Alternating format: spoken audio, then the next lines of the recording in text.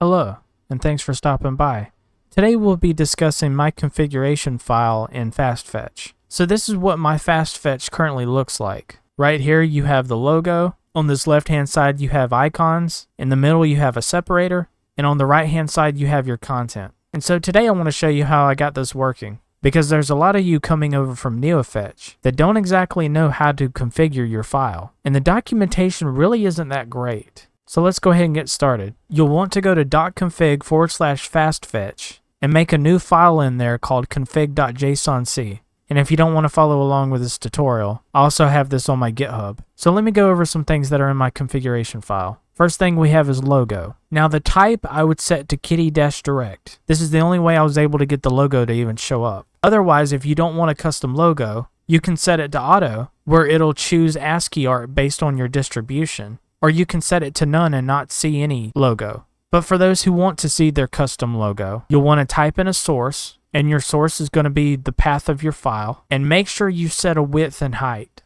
Otherwise it's going to look funky, and perhaps not even show up at all. I know when I first tried this out, it was stretching my source, and then it wouldn't even show it. So that's what I mean by funky. In our next section here, under display, we have our separator, which I put a pipe in mine. But you can also use a greater than sign, you could use an arrow, or whatever you feel like you should use. Under modules, I left title and separator as they were, but there's 3 sections that I want to show you. And these 3 sections have a particular purpose. So this first section is my weather. You might have seen this in a previous video, where I showed you how to do a weather widget in AwesomeWM. But what you'll want to do is set the type to command, set the shell to /bin/sh, and this is so that way we can do bash commands. In other words, commands you would use in the terminal. Our text would be set to the command itself, our key would be set to either the name or the icon that we want, and our key would be a key color from our terminal's theme. And in the next section I put in my YouTube subscriber count.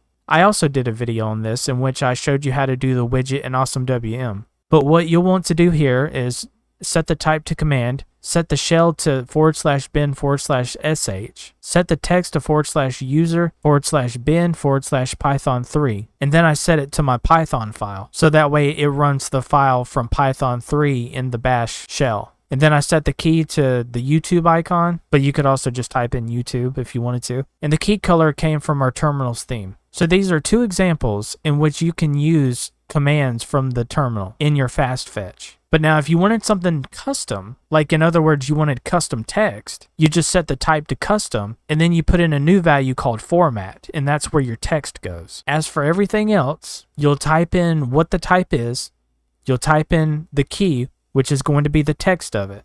And then you'll type in the key color, which is the color from your terminal's theme. So in this example, I used OS and I used the Debian logo. In this example, I used kernel and then I used the Linux penguin. In this example, I used uptime and then I used a clock. And so you get the idea. And then I set break. And then I set colors. And what's really great is that if you've got VS Code and you start typing in stuff, it'll show you all the types that you're able to do. So for example, I just put in double quotes and it has given me this list of options that I can use. I can use any of these options for the type. And with that, we have come full circle. If you guys enjoyed this video, make sure you hit that like and subscribe, and I shall see you guys in the next video.